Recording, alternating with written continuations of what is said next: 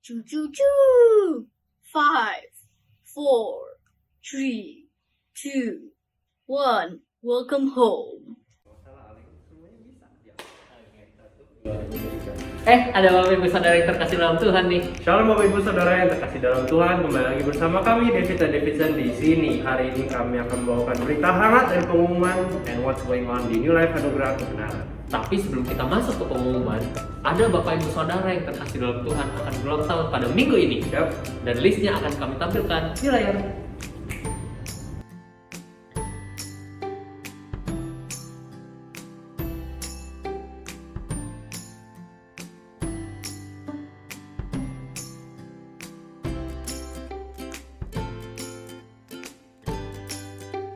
Baik, yang pertama pada agenda kita minggu ini, hari Selasa dan Jumat akan ada doa revival yang akan diadakan jam 7:30 malam. Ya.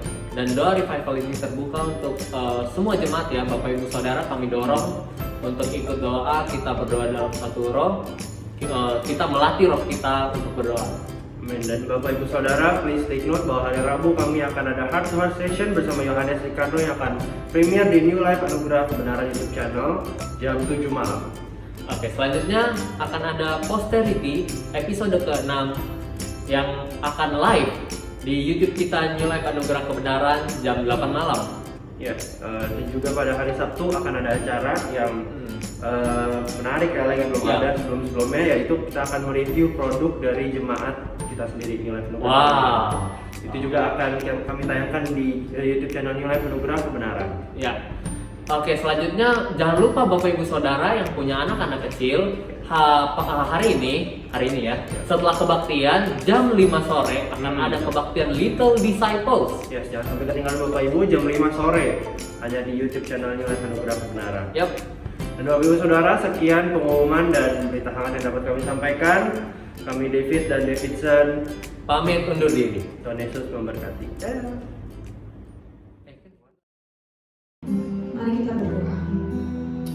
Bapak, terima kasih Bapak buat hari ini Bapak. Kalau kita bisa kumpul Tuhan bersama-sama Bapak di tempat ini, Bapak kan mau buka Tuhan hati kami Tuhan hari ini. Tuhan kami mau menyembah Engkau Tuhan. Bapak, kami undang Roh Kudus Kau bekerja bebas di tempat ini. Jamah setiap hati kami Tuhan. Kami rindu Tuhan buat melihat hadirat-Mu Tuhan di tempat ini Tuhan. Terima kasih Bapak di dalam nama Tuhan Yesus.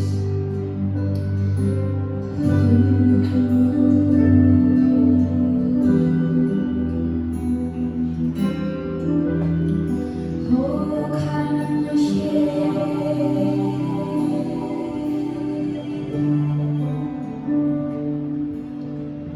kemanakah aku dapat pergi menjauhi rohmu?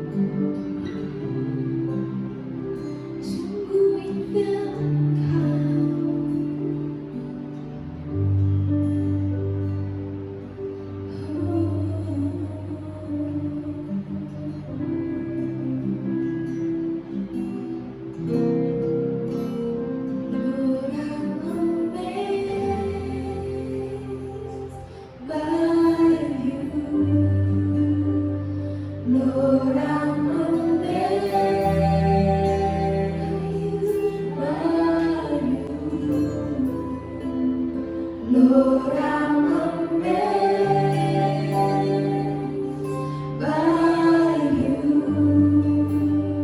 and how you love me.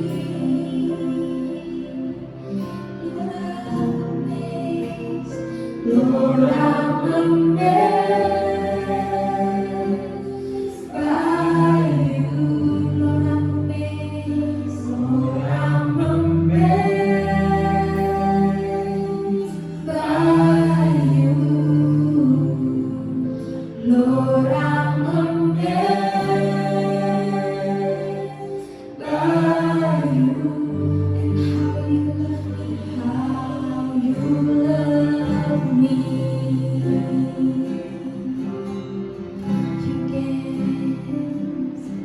You dance over me while I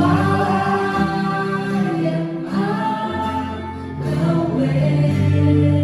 You sing around, you sing all around, but I've never hear the sound of me. Lord, I'm amazed by you. Sing, Lord, I'm amazed. Lord, I'm amazed by you. Lord, I'm amazed by you and how you love me.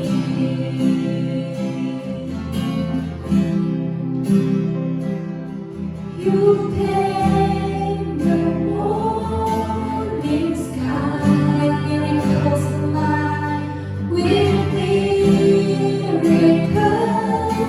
in mind. Oh, my hope will always stand, for you hold me, Lord, for you hold me in your hand.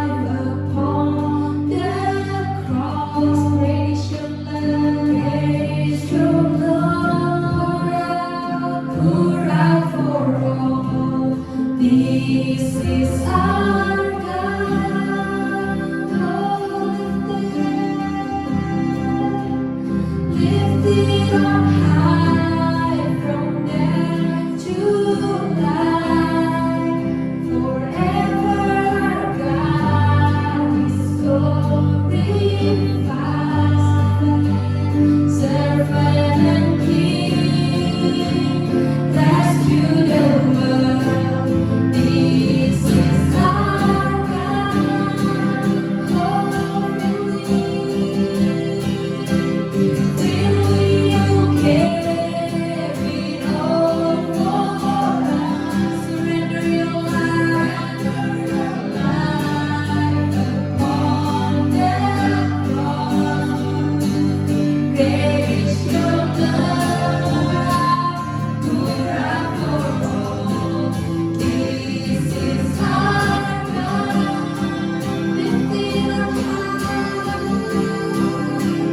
lifted up high from death to life. Forever our God is glorified. Servant and King, rescue the world. This is our God. Rela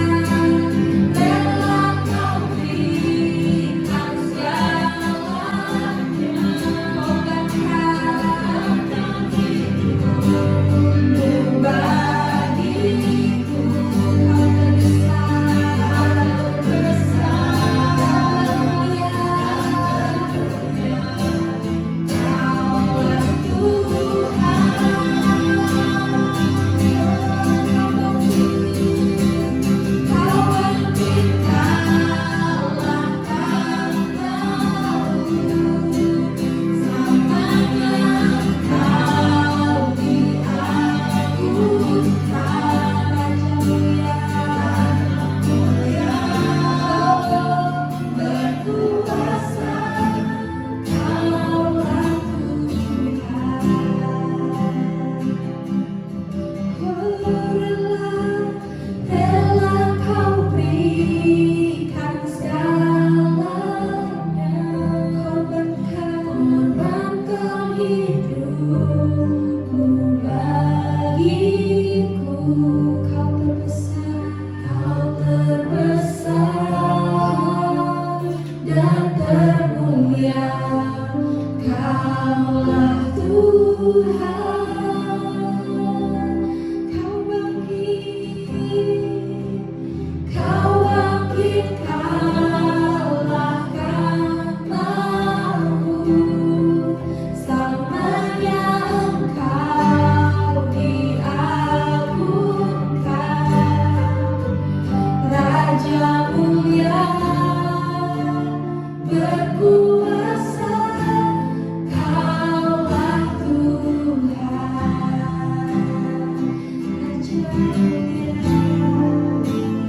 Raja mulia,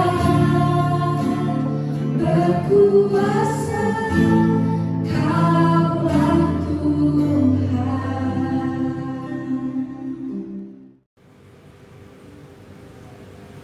Bapak Ibu, saudara kekasih dalam Tuhan, sangat bersyukur dan bersuka cita hari ini kita telah mendengarkan firman Tuhan bersama-sama. Dan ini saatnya kita mau menabur, kita mau persepuluhan, kita mau memberi, kita bersuka cita. Amin. Bapak Ibu, kita tahu bahwa bumi dan segala isinya, dan termasuk yang diam di dalamnya, adalah milik Allah. Firman Tuhan di Mazmur 24 ayat 1 berkata, Tuhanlah yang empunya bumi serta segala isinya, dan dunia serta yang diam di dalamnya. Serta yang diam di dalamnya. Nah, kita diciptakan oleh Tuhan untuk menjadi pengurus. Adam diciptakan oleh Allah untuk menjadi pengurus, untuk mengurus apa yang ada di bumi ini. Maka Tuhan berkata bahwa anak cuculah dan bertambah banyak dan kuasai itu. Amin. Nah, jadi kita mengerti bahwa kita ini sebagai pengurus. Nah, Raja Daud mengerti akan hal ini. Di 1 Tawari 29 ayat 14 berkata, sebab siapakah aku ini Dan siapakah bangsaku sehingga kami mampu memberikan persembahan sukarela seperti ini? Sebab daripada mula segala-galanya dan dari tanganmu sendirilah persembahan yang kami berikan kepadamu. Amin. Nah, Raja Daud sangat mengerti tentang ini. Ketika dia membangun bait Allah, dia memberikan sangat amat banyak.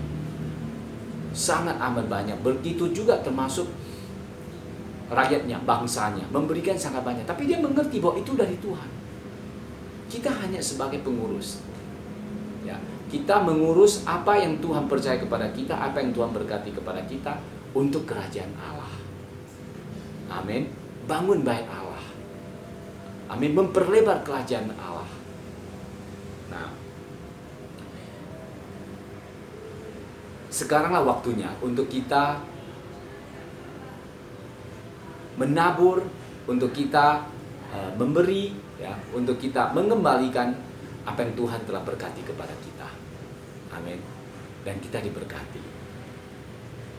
Mari kita berdoa, Bapak Ibu. Saya mau berdoa untuk firman Tuhan ini, Bapak Ibu mengerti dan kita menabur dengan sukacita. Amin. Mari kita berdoa. Bapak, terima kasih untuk waktu ini. Terima kasih Bapak, Kau memberkati kami dan Engkau memberi kami pengertian untuk mengerti firman-Mu, bahwa Engkau lah yang mempunyai bumi dan segala isinya, dan kami dipercaya sebagai pengurus. Bapak, biarlah kami sebagai pengurus yang baik dan kami setia untuk mengembalikan apa yang dari pengajaran-Mu buat kami, Tuhan. Apa yang telah Engkau berkati kepada kami dan Engkau ajarkan kami. Dan kami mau menabur dan Engkau memberkati kami dengan benih, dan benih kami mau tabur, dan benih itu akan berbuah. Berbuah berkali-kali lipat dan memberkati kami. Terima kasih Bapak, kami mengucap syukur. Hanya di dalam nama Tuhan Yesus kami telah berdoa dan mengucap syukur. Amin. Bapak Ibu yang akan membeli bisa transfer ke rekening yang sudah tertera nanti di depan layar ini. Tuhan Yesus memberkati. Amin.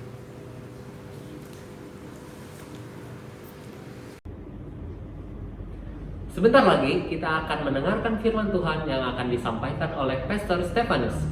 Bapak Ibu Saudara, jangan lupa siapkan catatan Alkitab dan hati yang siap untuk menerima firman Tuhan. Selamat mendengarkan. God bless you. Selamat pagi semua jemaat NLAK, dimanapun saudara berada ya. Saya percaya saudara firman Tuhan minggu lalu ada firman Tuhan yang sangat penting dan saya percaya banyak sekali saudara diberkati. Amin saudara ya. Karena minggu lalu saudara firman Tuhan kita berjudul Holy Spirit My Best Friend ya. Apa sih my best friend itu saudara ya? My best friend itu artinya sahabat yang terbaik, betul? Sayang sekali saudara ya, di dunia ini banyak sekali orang salah mencari ya. Saya masih ingat saudara beberapa tahun yang lalu saya lihat status seorang youth ya, dia katakan begini, best friend forever, dan kemudian dia kecewa sama sahabatnya saudara ya, dan bukan best friend lagi ya. Banyak orang mencari sahabat di dunia ini saudara. Nah saudara harus tahu saudara ya, bahwa tidak seorang pun manusia bisa menjadi seorang best friend saudara sedekat Roh Kudus. Kenapa saudara? Karena ketika saya menjadi sahabat saudara, saya hanya kenal saudara, tetap saja bagaimanapun saya mengenal saudara dari daging saudara, dari apa yang tampak di luar kan. Tapi ketika kita mengenal Roh Kudus, kita mengenal Allah itu mengenal dari rohnya. Bayangin saudara, rohnya tinggal dalam diri roh kita. Artinya saudara, kita tidak lagi mengenal Yesus secara daging, tapi kita mengenal isi hatinya, kita bisa mengenal rohnya. Nah saudara, jadi saudara betapa luar biasanya saudara ketika kita tahu bahwa Holy Spirit is my best friend. Roh Kudus adalah sahabat saya yang terbaik saudara.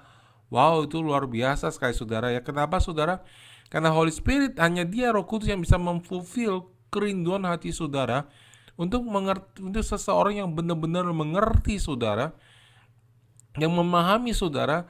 Dan saudara punya seorang teman yang saudara bisa memahami sepenuhnya. Kenapa saudara? Karena rohnya tinggal di dalam diri kita. Itu sebabnya saudara tidak ada seorang pun, baik itu sahabat dekat, baik itu keluarga, kakak adik, ayah dan anak, ataupun suami dan istri, bisa menjadi sahabat sedekat seperti Roh Kudus. Kenapa saudara? Karena Roh Kudus itu ada di dalam hati kita. Bayangin saudara, rohnya tinggal dalam diri roh kita. Kita mengatakan barang siapa menjadi satu dengan Tuhan, ia menjadi satu roh dengan dia. Jadi saudara, sebenarnya saudara, Tuhan sudah desain sedemikian rupa dalam hidup kita, saudara, supaya kita punya seorang sahabat terdekat, saudara, yaitu Roh Allah itu sendiri. Nah, banyak sekali orang tidak mengerti ini dan mereka mencoba mencari penerimaan dari manusia, pengertian dari manusia, padahal saudara tidak seorang pun bisa memahami saudara, ataupun saudara bisa memahami saya seperti Allah memahami saya, dan saya pun tidak mungkin memahami saudara-saudara seperti saya bisa memahami Allah. Kenapa saudara? Karena roh saudara tidak tinggal dalam diri roh saya, dan roh saya tidak tinggal dalam diri roh saudara. Tapi Roh Allah tinggal dalam diri saya, sehingga saya bisa memahami Allah lebih daripada memahami setiap orang yang ada di muka bumi ini. Dan Allah bisa memahami saya lebih daripada setiap orang ada di muka bumi ini. Wow, itu luar biasa banget, sudah bayangin saudara ya. Saya punya sahabat yang sedekat itu saudara ya. Seseorang yang saya bisa pahami lebih daripada siapapun di muka bumi ini. Dan seseorang bisa memahami saya lebih dari siapapun di muka bumi itu. Dan orang itu, sahabat itu adalah Roh Allah. Wow, luar biasa. Dahsyat banget saudara ya pengertian ini. Bayangin saudara, Yesus sendiri mengatakan saudara ya, namun benar yang kukatakan ini adalah lebih berguna bagi kamu jika aku pergi. Sebab jika aku tidak pergi, penghibur itu tidak akan datang kepadamu. Tetapi jikalau aku pergi, aku akan mengutus dia kepadamu. Dan kalau ia datang, ia akan mengisahkan dunia akan dosa, kebenaran, dan penghakiman. Oke? Nah, kita bahas yang paling atas tadi, dikatakan begini saudara. Namun benar yang kukatakan ini adalah lebih berguna bagi kamu jika aku pergi. Sebab jikalau aku tidak pergi, penghibur itu tidak datang kepadamu. Ini pengertiannya luar biasa loh saudara. Ya, bayangin saudara, saya terjemahkan dalam bahasa sehari-hari. Yesus mengatakan, kalau penghibur itu datang, lebih baik daripada aku ada di sini. Saudara tahu ya, saya jelaskan minggu lalu, bahwa murid-murid Yesus melihat begitu banyak mujizat, melihat begitu banyak kesembuhan yang Yesus lakukan, dan melihat orang mati dibangkitkan, namun mereka tidak bisa percaya kepada Yesus seperti kita yang bahkan belum pernah melihat Yesus membangkitkan orang mati, belum pernah melihat dengan mata kepala sendiri Yesus menyembuhkan orang sakit. Kita tidak melihat apa yang Yesus lakukan 2000 tahun yang lalu. Kita bisa percaya sama Yesus. Bahkan saudara, orang-orang Kristen di abad pertama saudara ya, mereka yang bertobat pertama kisah para rasul, banyak dari mereka belum pernah melihat Yesus. Tetapi saudara, mereka mati martir untuk Yesus saudara ya. Mereka ditaruh di tengah stadium untuk diterkam oleh binatang, mereka dibakar sebagai lilin. Dan saudara, sejarah mencatat saudara, ketika mereka ditaruh di stadium, mereka makan diterkam oleh segala macam binatang saudara. Ketika pagi hari para prajurit Roma memeriksa mereka, semua saudara muka mereka cerah saudara ya. Mereka dengan sukacita saudara menyambut kematian ya, padahal mereka belum pernah melihat Yesus saudara. Secara fisik saudara, mereka belum pernah melihat Yesus ya. Sedangkan murid-muridnya yang sudah melihat Yesus secara fisik saudara, mereka lari waktu Yesus disalibkan. Mengapa saudara? Karena saudara, ketika Roh Kudus datang kepada kita, dia membuat Yesus itu pertama-tama real dalam hidup kita, dan kemudian real dalam hidup orang yang kita beritakan kabar kebaikan. Amin saudara ya. Nah saudara, so Holy Spirit is my best friend saudara. Amin saudara ya. Roh Kudus adalah sahabat terbaik saya. Nah saudara, kalau kita bicara mengenai Roh Kudus adalah sahabat terbaik saudara, pertanyaannya saudara ya, bagaimana sih menjadi sahabat terbaik? Ya, saudara ya, Roh Kudus adalah pengganti kehadiran Yesus pribadi secara fisik di dunia ini. Tadi kita udah bahas ya saudara ya. Nah saudara, sama seperti Yesus saudara, untuk kita menjadi best friend Roh Kudus. Sekarang judul firman Tuhan hari ini adalah bagaimana membangun persahabatan dengan Roh Allah saudara. Nah saudara, kunci pertama saudara ya, saudara harus tahu bahwa Roh Kudus adalah sebuah pribadi. Dia punya keinginan, dia punya hal yang dia sukai, dia punya hal yang dia tidak sukai saudara. Amin saudara ya. Dia punya emosi saudara ya. Jadi ini dulu saudara, pengertian bahwa Roh Kudus adalah sebuah pribadi. Untuk kita bisa membangun sahabat dengan dia, bagaimana sih saudara caranya kita bisa menjadi best friend-nya? saudara ya. Nah, saudara harus ngerti dulu dalam konsep pikiran kita bahwa Roh Kudus adalah sebuah pribadi. Ini penting, saudara. Kenapa, saudara? Karena di dunia ini agama-agama mengajarkan bahwa Allah itu jauh, ya. Allah itu statik, ya. Allah itu bukan sebuah pribadi, ya. Seperti itu kebanyakan diajarkan, saudara ya. Kadang-kadang mereka gambarkan dengan patung, saudara ya. Sesuatu yang mati, statik, ya. Sehingga saudara kita sering memperlakukan Allah dengan prosedur, dengan tata ibadah, ya, dengan segala macam usaha manusia untuk mendekat kepada Dia. Padahal Dia adalah sebuah oknum, sebuah pribadi yang kita harus perlakukan sebagai sebuah pribadi. Ya, bagaimana caranya, saudara, supaya kita bisa membangun persahabatan dengan Dia? Ya, bagaimana caranya, saudara, supaya kita bisa membangun persahabatan dengan Roh Kudus, saudara? Hari ini, saudara, itu yang saya mau share sama saudara, ya. Bagaimana kita membangun kehidupan yang akrab dengan Dia. Ada amin, saudara, ya. Nah, saudara harus tahu, saudara, tadi saya bilang kuncinya adalah Roh Kudus adalah sebuah pribadi. Amin, ya. Menyadari Roh Kudus adalah sebuah pribadi adalah kunci. Kunci apa, saudara? Kunci untuk mengenal Allah Roh Kudus. Itu dulu, saudara, ya. Roh Kudus adalah sebuah pribadi, adalah seseorang yang sangat penting sekali dalam hidup kita. Amin. Dia adalah sahabat terdekat kita, ya. Tapi seringkali kita melakukan dia sebagai benda, tata cara, ibadah, jadwal, atau rumus. Betul nggak, saudara? Ya. Contohnya, saudara, kita bicara kepada dia, kita berdoa pada dia, bahkan kita tidak menyediakan waktu untuk mendengar suara dia. Betul? Kita nganggap sebuah pribadi. Coba bayangin, saudara, sebuah pribadi itu, saudara, apa sih pribadi itu? Orang. Oke? Paling gampang terjemahnya adalah orang. Coba bayangin, saudara, kalau sudah datang kepada saya dan ngomong sama saya, dan setelah itu saya belum kasih jawaban, sudah pergi. Ya. Saudara hanya ngomong sama saya, bahkan tidak ada reaksi saya, apa saya maunya, setelah saudara ngomong, sudah pergi. Saudara anggap saya sebagai pribadi, bukan? Sudah anggap saya sebagai benda. Nah, seringkali kita berdoa begitu. Kenapa, saudara? Kita nggak merasa dia sebuah pribadi, saudara, karena dalam kepercayaan kita yang lama, apapun kepercayaan kita, kebanyakan, saudara, semua Allah di dunia ini, ketika semua ilah di dunia ini, saudara, ketika orang sembah, itu ada sesuatu yang mati, saudara. Ya, tata cara ibadah, ya. Saya datang ke gereja, ya, saya sujud menyembah, ya, 3 kali, ya. Lalu kemudian saya mempersembahkan lagu pujian beberapa kali, dan saya anggap saya sudah beribadah kepada Tuhan. Saya sudah berhubungan dengan Tuhan, saya sudah bersekutu dengan Tuhan. Padahal bukan itu, saudara. Kita pikir lihat jadwal kebaktian. Oh, jam sekian harus selesai kebaktian, ya.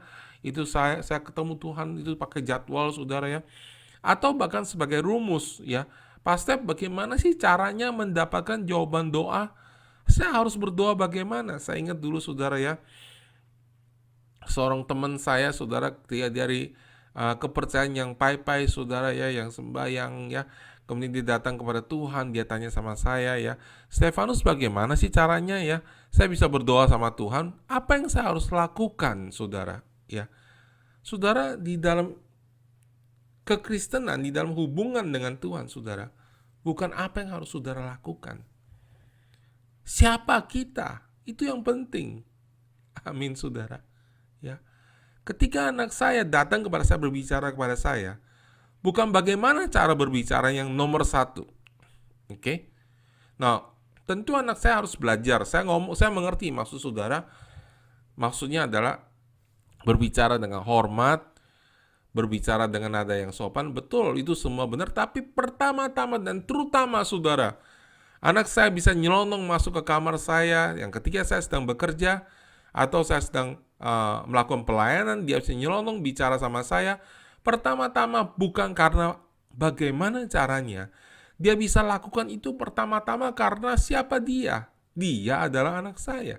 Jadi, saudara, pribadi, identitas itu membuat dia bisa berbicara sama saya. Jadi, saudara, bukan caranya, saudara. Saudara dengar nggak, saudara? Bukan cara berdoa yang penting. Kita bisa ajarin cara berdoa. Itu cuma seperti saudara ajarin anak saudara cara berbicara. Tapi saudara, ketika anak kita salah berbicara pun, kita masih menjawab. Kenapa saudara?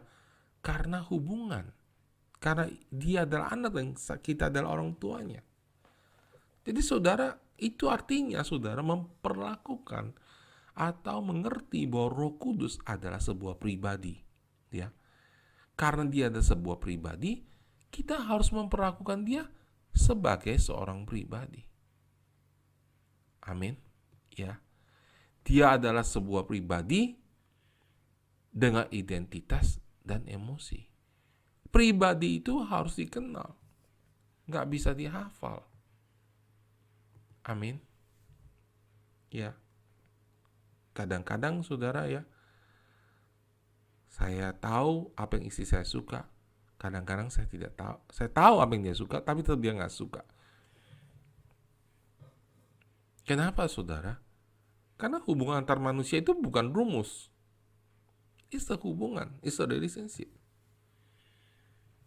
Ya. Seringkali saudara ya, suami-suami nggak ngerti ini saudara, memperlakukan istrinya dengan rumus. Ya. Bukan, dia bukan sebuah rumus. Dia adalah hubungan dengan emosi yang bisa berubah-berubah. Kita bisa nggak mengenalnya? Bisa. Walaupun tidak bisa sempurna. Ya. Tetapi kalau kita mengenal Roh Kudus, kita bisa sempurna. So, saudara, memang Allah Roh Kudus itu punya kesukaan. Punya hal yang dia tidak suka. Ya.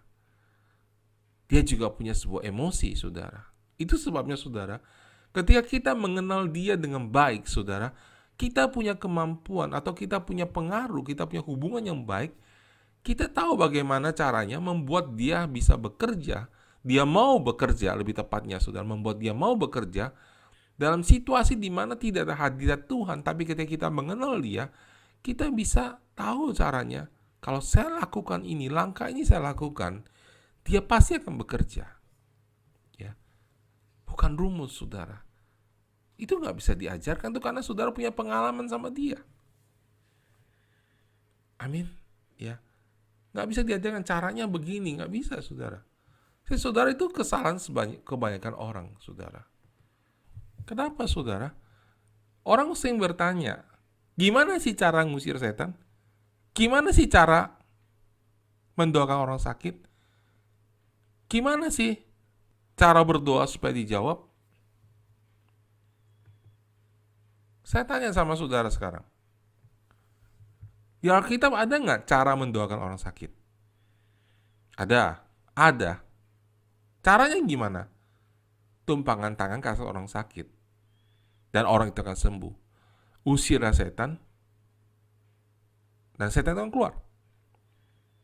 Itu caranya. Tapi orang nggak puas. Gitu doang. Ya gitu doang. Kenapa orang sakit bisa sembuh? Karena biru-biru Yesus telah menebus dia. Gitu doang. Ya gitu doang. Kalau ada cara yang lebih rumit, tentunya Yesus sudah ajarkan, bukan? Tapi kita nggak lihat itu di Alkitab. Jadi orang tidak puas, saudara. Orang lalu belajar. Saya mau belajar cara ngusir setan. Oke, diajarin. Ya. Lihat retro encounter sekali, 2 kali. Tetap nggak bisa ngusir. Tetap pengen caranya jadi gimana sih sebenarnya? Saya bertahun-tahun belajar gitu, saudara ya. Belajar nginjil, saudara ya. Ikut seminar ini, seminar itu ya. Yang paling saya nggak suka adalah belajar khotbah, saudara. Kenapa, saudara? Saya bingung, saudara, sama caranya, saudara ya. Caranya kok nggak ada di Alkitab gitu loh. Yang diajarin gitu, saudara. Jadi Alkitab nggak ada ajarin kita cara berkhotbah. Kemudian karena orang butuh, mereka bikin ilmu berkhotbah. Ilmu teologi. Tapi setelah lulus sekolah teologi pun gak bisa lakukan apa-apa yang Yesus lakukan, saudara. Ya, ada orang bingung, saudara ya. Kok anak-anak youth kid gereja kita bisa berkhotbah? Mereka gak sekolah teologi. Saudara, kuncinya, saudara ya, saudara sekolah teologi atau enggak? Bukan itu kuncinya, saudara. Ya, saudara mungkin dapat pengetahuan.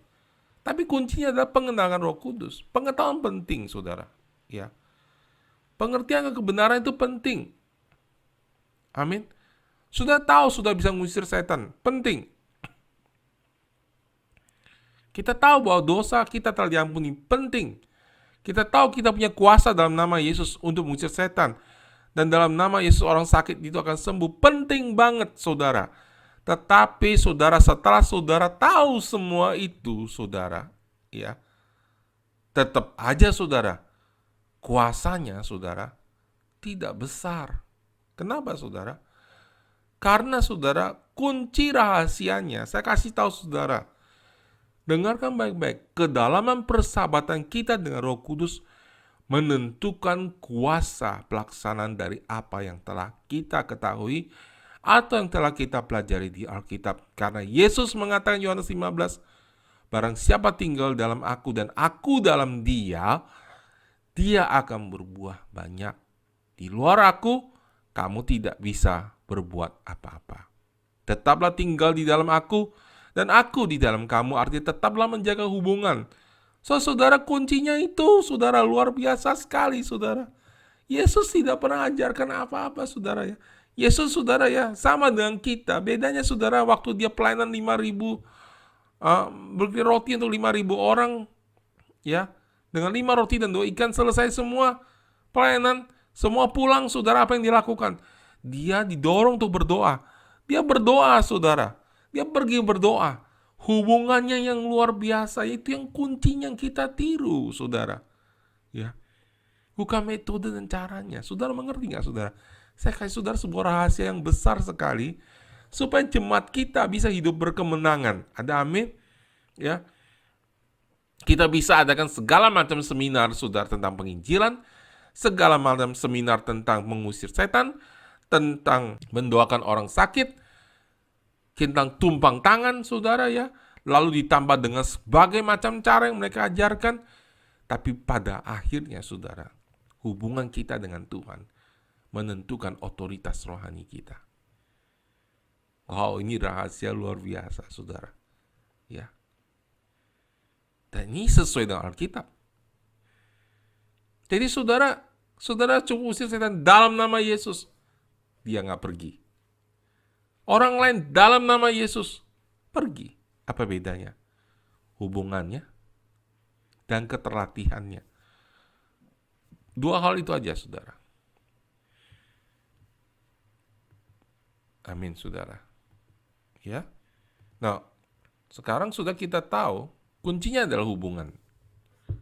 Dan kunci kita bisa membangun hubungan adalah kesadaran kita bahwa dia adalah sebuah pribadi. Bukan ilah yang mati. Nah, bagaimana, saudara, membangun hubungan? Ini caranya.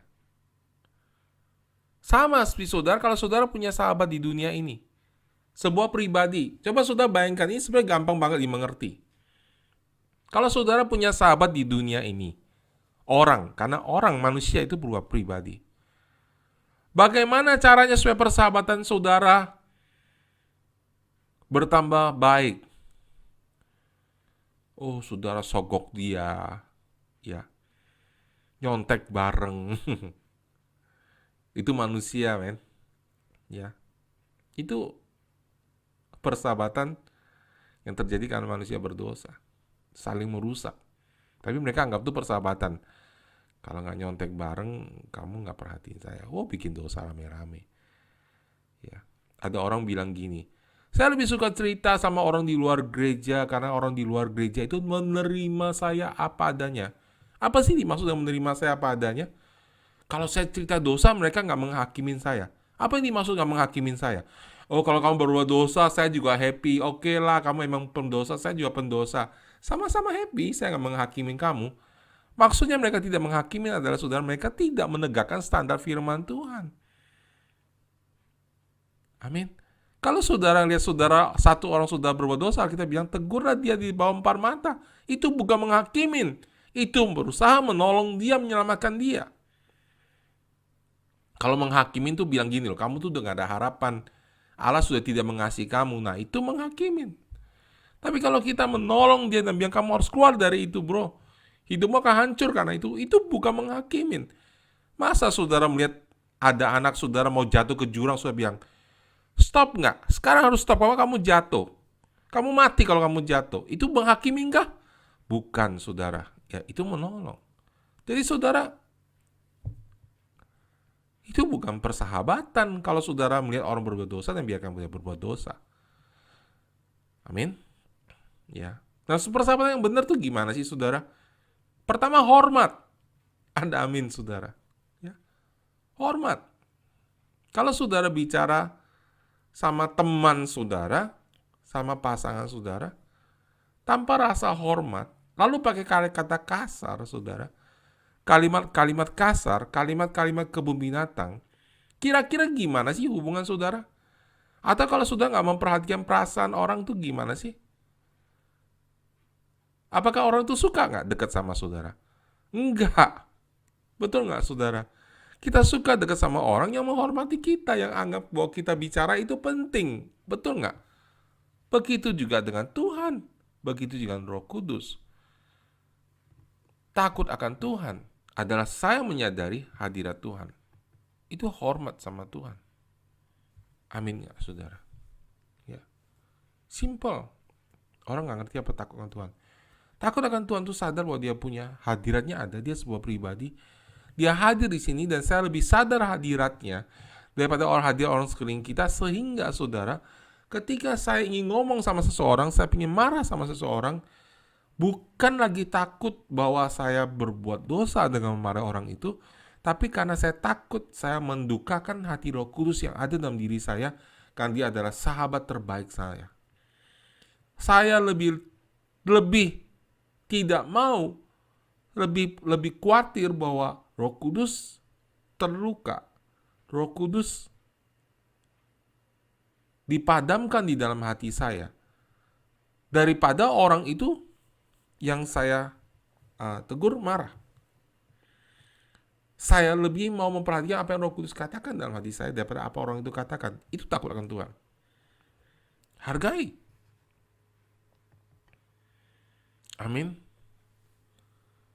Ada amin nggak, saudara? Nah, kalau saudara, misal saya datang ke rumah saudara dan saya menghargai saudara seperti itu, ya, saya perhatiin saudara, ya, ketika saudara bicara saya dengarkan, ya, saya perhatikan apa yang saudara katakan. Kira-kira saudara seneng nggak? Kira-kira seneng nggak bergaul sama saya? Senang. Kenapa? Saya didengerin, saya diperhatikan, ya. Nggak usah saya kasih hadiah atau kado apa. Pertama-tama, saudara, yang paling menyenangkan kita adalah ketika orang lain mendengarkan kita. Amin, saudara, ya. Ya, banyak kadang-kadang orang tua, saudara, ya, kasih kado ke anak, tetapi anaknya tetap memberontak. Kenapa? Karena orang tua nggak pernah dengar apa yang anaknya katakan. Kalau sudah mendidik anak dengan hanya cara memberikan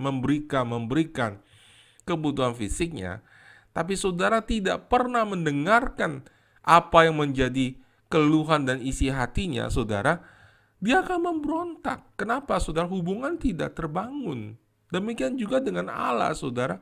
Saudara bukan memberikan persembahan kepada dia. Itu sebabnya, saudara, Yesus bilang sama Marta, Marta, kamu sibuk banyak hal, tapi Maria telah memilih yang terbaik.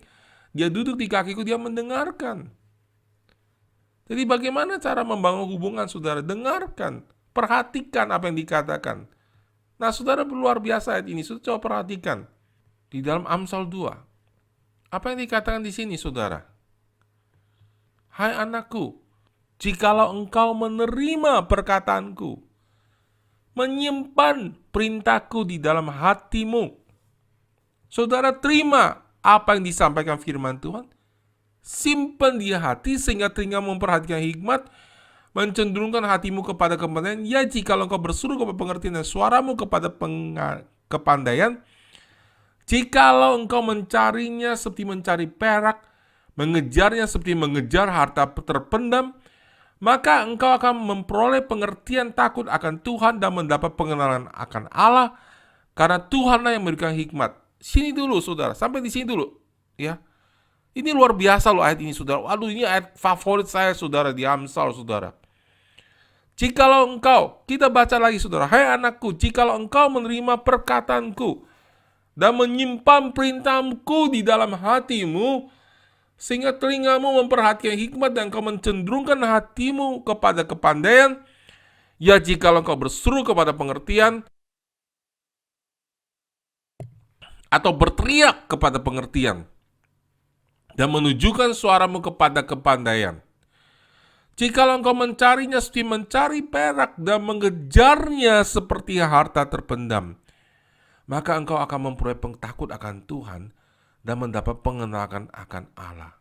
Ya, ini ayat luar biasa banget, saudara. Ya, nah saudara, kenapa sih kadang-kadang orang nggak dapat pengenalan akan Allah? Kita mencari Allah seperti mencari capcay, ya, mencari rendang sapi, ya. Kenapa, saudara? Saya pengen makan rendang hari ini, ya. Saya pengen makan capcay hari ini. Saya pengen makan bakmi hari ini. Yang saya cari nggak dapet gitu, saudara, ya. Jadi kalau nggak dapet gimana? Ya sudahlah, mungkin besok ada rendang, ya. Saya ada rendang sapi nggak ada. Oke, kita beli rendangnya Sandy yang bukan sapi itu. Ya. Saya pengen cari sayur. Hari ini nggak ada. Oke, kita ganti aja makan bakmi. Nggak ada masalah. Kesel sih hatinya, tapi pengen ya sudah nggak ada masalah. Yang penting makan. Tapi kalau mencari emas dan perak itu beda, saudara. Ya, saya ingat saudara waktu suatu saat saya sama anak-anak saya, saudara ya, kita pergi ya sama istri saya, kami sekeluarga. Pergi saudara jalan-jalan, lalu kami datang ke sebuah tambang emas yang sudah tua banget, dan semua di situ turis saudara sibuk mengayak-ngayak mencoba cari emas, ya, karena itu memang salah satu daya tarik wisata di sana, dan kita kayak cari emas saudara. Itu habis loh, waktunya lama banget ya, emasnya kecil banget, kecil banget saudara, masih botol kecil, kalau gede ya udah rugi lah mereka, betul nggak saudara? Itu orang tuh sibuk cari lu lama lu saudara ya. Sampai aduh ampun ya. Tapi kalau dapat disenengnya bukan main. Dicari terus saudara ya. Istri saya turun cari, anak saya cari, semua pada cari emas saudara ya di situ ya. Dari sungai itu diayak gitu saudara ya. Itu cari emas. Kalau dapat kita simpen di botol, kita beli botol kecil saudara ya. Taruh situ cuma satu titik kecil banget gitu saudara, yang nggak ada artinya. Ini emas nih saudara ya. Dan saudara, orang tuh banyak habisin berjam-jam di sana saudara untuk dapatkan emas. Nah saudara, tapi kita nggak begitu sama firman Tuhan. Kenapa saudara? Kita nggak tahu besarnya kuasa firman Tuhan. Kita kalau baca, kita baca ya sudah, nggak baca hari ini, ya sudah nggak ada apa-apa. Ganti yang lain. Kenapa saudara? Karena kita tidak mencari seperti mencari emas dan perak. Itu sebabnya saudara, orang tidak mendapat pengenalan akan Allah. Kenapa saudara? Karena hati kita nggak kepingin benar-benar dengar. Sorry to say saudara, ya. Di dalam waktu masalah pandemik ini, it's very special time. Saya tahu ini bukan dari Tuhan, but there's something very special, saudara, yang saya lihat terjadi. Beberapa orang, saudara, yang tadinya tidak bertumbuh luar biasa, saudara, sampai wow gitu, saudara ya. Kenapa, saudara? Dan mereka mulai dengar khotbah, dan saudara mulai dengar khotbah berulang-ulang, diperhatikan khotbahnya, saudara. Nah, saya juga tahu, saudara, ada yang tidak dengarkan. Ada yang dengarkan ngantuk, ya. Ada yang sangat diberkati, ya. Nah, kalau semuanya ngantuk itu salah saya, oke? Amin, saudara ya, pasti salah saya. Saudara ngantuk nggak? Ya, jangan ngantuk, say hi Pak Step. Saya tidak ngantuk. Ya, encourage, saudara. Tapi jujur ya, saya diberkati Pak Step gitu. Ya. Tapi saudara ada yang ngantuk, ada yang tidak dengar khotbah. Saya tahu, saudara. Ada di pandemi ini, saudara, nggak berdoa. Ya, itu pilihan hidup. Tapi saudara, bagaimana bisa dapat pengenalan akan Allah seperti itu? Dan kemudian bagaimana bisa menyalahkan Allah bahwa Allah tidak menjawab doanya, padahal dia tidak kenal Allah. Kemudian apa yang Alkitab katakan? Coba saudara perhatikan. Jikalau engkau menerima perkataanku dan menyimpan perintahku di dalam hatimu. Berapa orang nyimpan perintahnya dalam hatinya? Nggak banyak. Wow. Oh, saya harus lakukan ini, saya harus kasih perpuluhan. Kenapa? Karena Tuhan ngomong, Tuhan taruh dalam hati saya. No, tidak banyak orang seperti itu, saudara. Banyak orang tahu, tapi nggak bisa lakukan, nggak mau lakukan juga. Sih. Saya tahu Tuhan bilang saya harus ngampunin.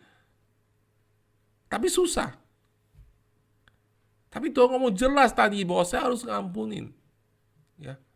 Tuhan sudah bilang sama saya, jangan ngomong kasar. Kalau engkau mau dipakai Tuhan, mulutmu cuma satu, nggak bisa ucapin kutuk. Tapi pas saya nggak bisa berhenti ngucapin kutuk. Kenapa sudah? Karena nggak punya takut akan Tuhan, nggak punya rasa hormat, nggak percaya bahwa firman Tuhan dikatakan itu sangat penting. Dan kalau sudah bilang, yang Tuhan ngomong itu sangat penting, saya harus lakukan. Ini sangat penting. Sudah mulai belajar melangkah dengan itu, saudara.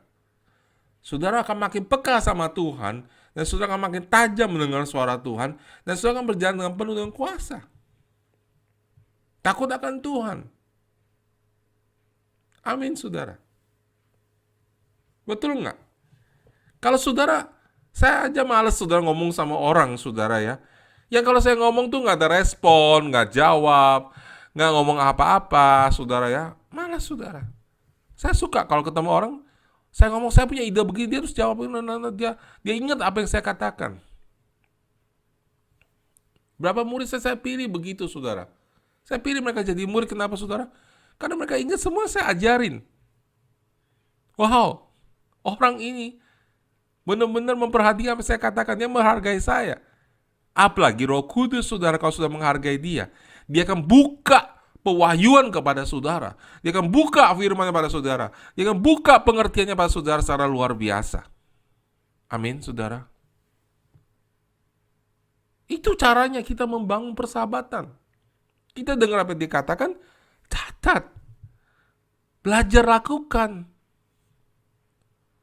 Amin. Ya. Nomor 2, saudara, ya. Pengorbanan. Pengorbanan, saudara. Semua sahabat dekat perlu pengorbanan. Saudara mau kenal saya nggak? Siapa yang ingin kenal saya lebih dalam? Gini caranya, kalau mau kenal manusia lebih dalam. Deketin dia. Ingat hari ulang tahunnya. Kalau khotbahnya bagus, puji dia. Kita harus bayar harga, punya waktu. Datang ke rumahnya. Lebih tepat gini, kalau sudah jatuh cinta sama satu orang, apa yang saudara lakukan? Saudara akan berkorban, bukan? Saudara bayar harga, saudara korban waktu, korban uang, korban tenaga. Pulang kerja udah capek, sudah masih datang ke rumah dia. Hanya sekedar melihat mukanya. Saudara harus keluar uang.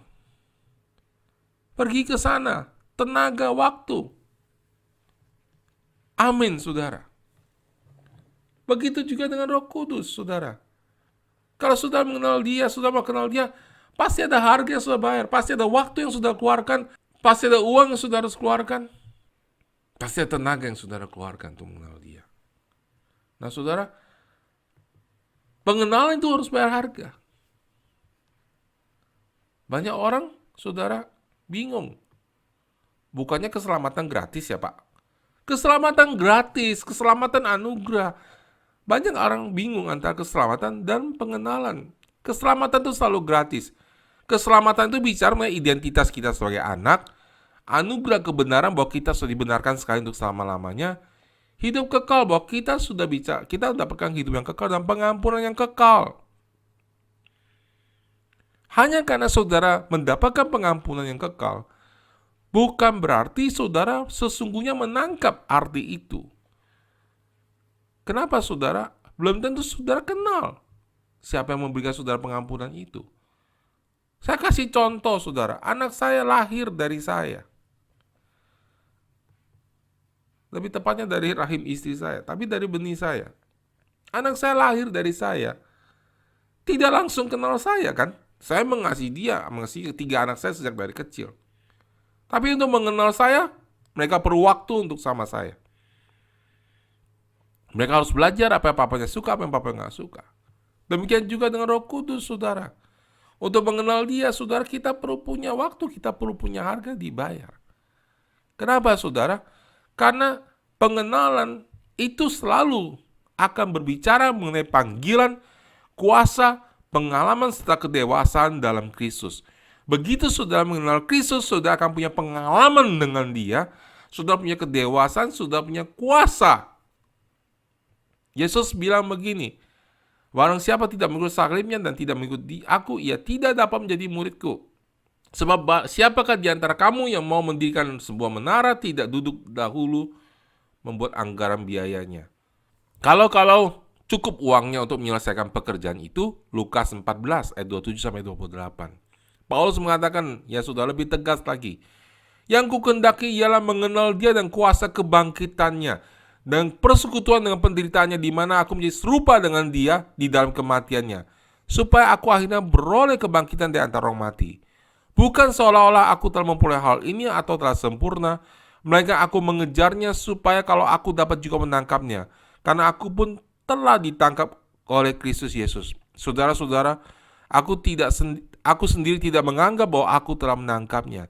Tetapi yang ini yang kulakukan, aku melupakan apa yang di belakangku dan mengarahkan kepada apa yang di hadapanku, dan berlari-lari kepada tujuan untuk memperoleh hadiah, yaitu panggilan surgawi dari Allah dalam Yesus Kristus. Saudara lihat, dengan jelas sekali Alkitab mengatakan bahwa aku telah ditangkapnya. Artinya apa, saudara?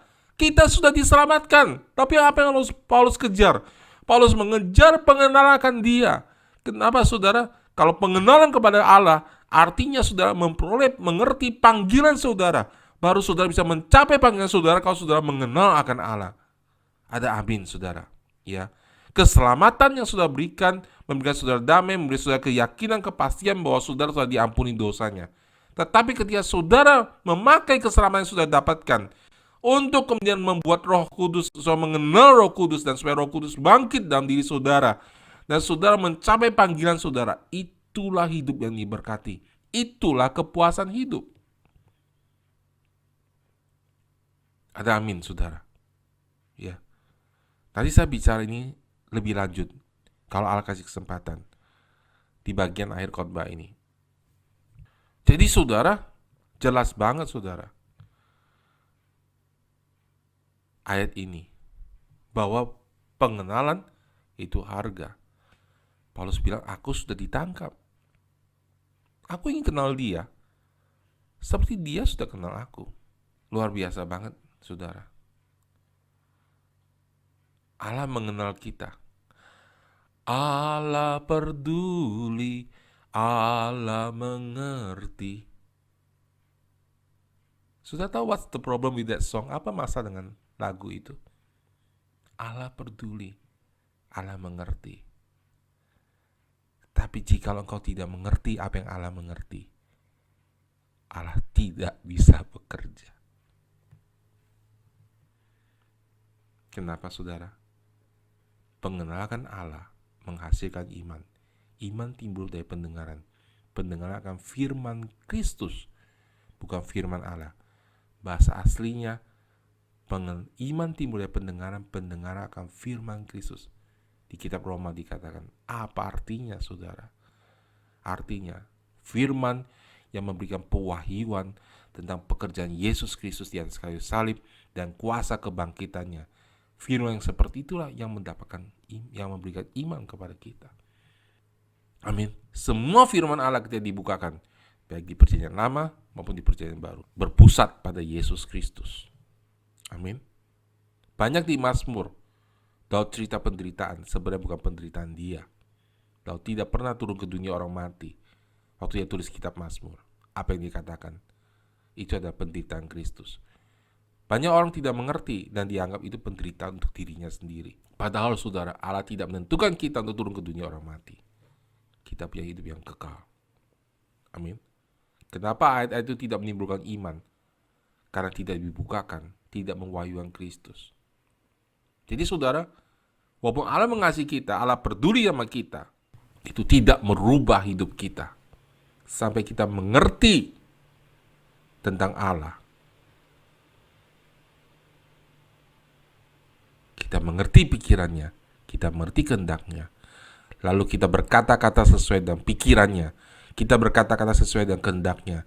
Lalu kita bertindak seperti kehendaknya. Saudara baru tahu, sudah baru mengalami Tuhan. Amin. Banyak orang menunggu. Ya, suatu hari Tuhan akan menolong saya. Alkitab bilang pada hari ini adalah hari keselamatan. Pada hari jika kamu mendengar suaranya, jangan keraskan hatimu. Apa yang salah dari kebanyakan orang Kristen yang gagal mengalami pengenalan Tuhan? Kebalik mereka, saudara. Mereka menunggu Tuhan, padahal Tuhan menunggu kita. Ada amin, saudara. Ya. Saudara, mari kita mengenal Tuhan. Amin. Bayar harga dong kalau kenal. Kalau dia suruh bangun berdoa, berdoa dong. Betul nggak, saudara? Ya. Itu persahabatan. Ya. Saya telepon sama saudara, tolong dong datang ke rumah saya. Saya lagi butuh banget nih sahabat, tolong dong. Ya, saya benar-benar kali ini perlu pertolong kamu. Tolong datang ke rumah saya. Nah, saudara datang waktu saya paling butuh. Tolong datang dong. Saya punya kompor rusak hari ini dan gak bisa masak. Anak saya masih kecil, tolong datang. Kamu bisa perbaiki kompor. Dan saudara datang. Saudara bayar harga. Kemudian kita jadi sahabat dekat. Gitu kan prosesnya? Betul gak? Amin. Ya. Sama dengan Allah. Sama dengan bersama Roh Kudus. Nah, yang berikutnya, saudara, ya, adalah saudara dia menjadi tempat pertama mencurahkan isi hati. Kalau sudah mau bersama dekat dengan dia menjadi tempat pertama curahan hati. Sudah pasti tahu ayat ini. Seperti rusa rindu sungaimu, jiwaku rindu engkau. Betul gak, saudara?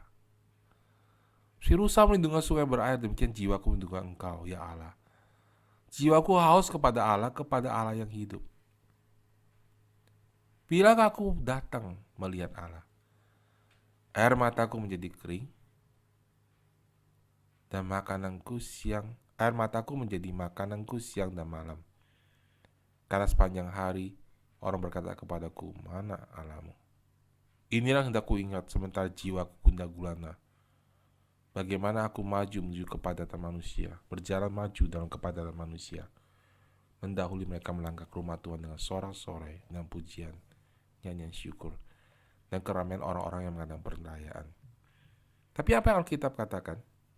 Bahasa Inggrisnya, saudara. Di bawah, saudara. Ayat keempat. Saya suka bahasa Inggris ini, nggak ada dalam bahasa Indonesia, saudara. Terjemahnya kurang tepat karena bahasa Indonesia. Itu sebab saya lebih suka pakai Alkitab bahasa Inggris. Ayat keempat, when I remember these things, I pour out my soul within me. Ketika saya ingat hal-hal ini, saya mencurahkan jiwaku. Aku curhat. Itu bahasa sehari-harinya.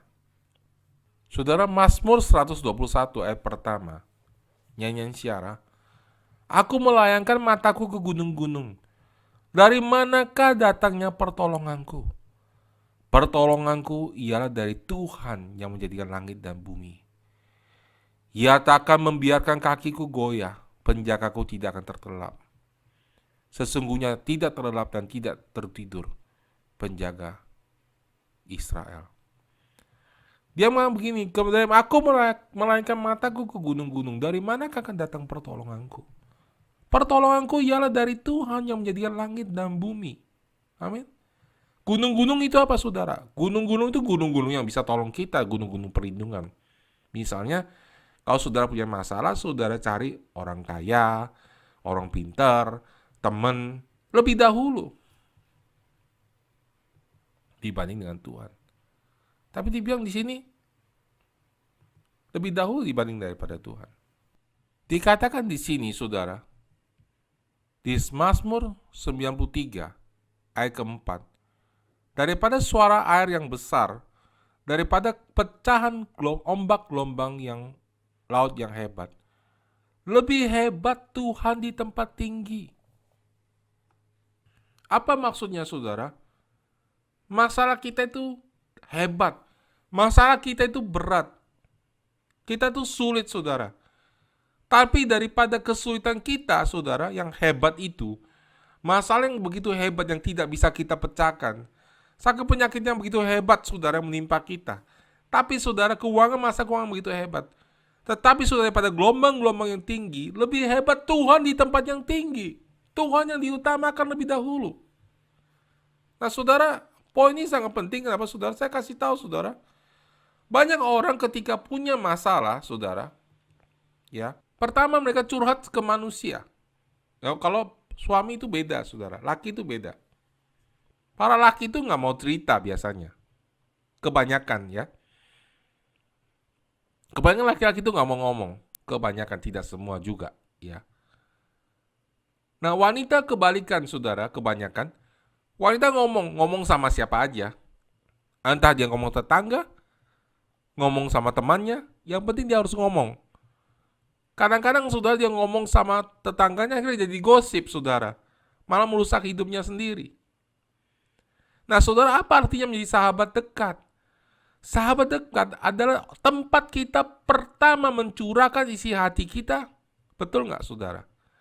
Sahabat dekat adalah orang yang paling kita percaya. Coba bayangin kalau saudara punya sahabat dekat. Bagaimana apa yang saudara lakukan? Ketika saudara punya masalah, pertama-tama saudara hubungin dia, saudara telepon dia, saudara cerita semuanya. Betul nggak? Nah saudara, itu yang Alkitab katakan tadi, saudara ya. Lebih hebat Tuhan di tempat yang tinggi. Aku memandang mataku ke gunung-gunung, saudara. Dari mana datang pertolongan? Pertolonganku dari Tuhan. Saudara, kalau membangun keakraban dengan dia, saudara, pertama saudara harus biasakan diri curhat sama dia, ceritakan sama dia. Nah coba saudara bayangkan, saya tahu sudah dalam hidup kita tuh banyak sekali kekhawatiran, banyak sekali masalah, saudara. Tetapi saudara, seringkali kita tidak mau ceritakan atau kita ceritakan sama manusia. Nah saudara, supaya kita bisa membangun perhubungan yang intim dengan Tuhan, saudara, kita harus belajar menceritakan khawatir kita, menceritakan takut kita, menceritakan kecemasan kita, stres kita, kegagalan kita. Itu sahabat dekat kan? Kita ceritakan sama dia, belajar ngomong setiap hari, setiap waktu. Ibu-ibu belajar ngomong sama dia, jangan ngomong sama suami dulu, jangan ngomong sama pastor dulu. Nomor 1 ngomong sama Tuhan. Halo, amin saudara. Amin. Dan bukan cuma ngomong, dengerin. Ambil waktu dengerin. Sebelum lapor ke pastor saudara, sebelum lapor ke suami saudara, sebelum lapor ke sahabat terdekatmu di dunia ini, belajar apapun ngomong sama Tuhan dan dengerin sama dia. Nanti, saudara ngomong aja saudara, pagi, siang, malam ngomong sama dia saudara. Ya, ngomong sama dia, nggak ada waktunya saudara ya, Tuhan nggak batasi dengan waktu saudara. Coba saudara lihat, Alkitab mengatakan, ya, tetapi aku berseru kepada Tuhan dan Tuhan akan menyelamatkan aku.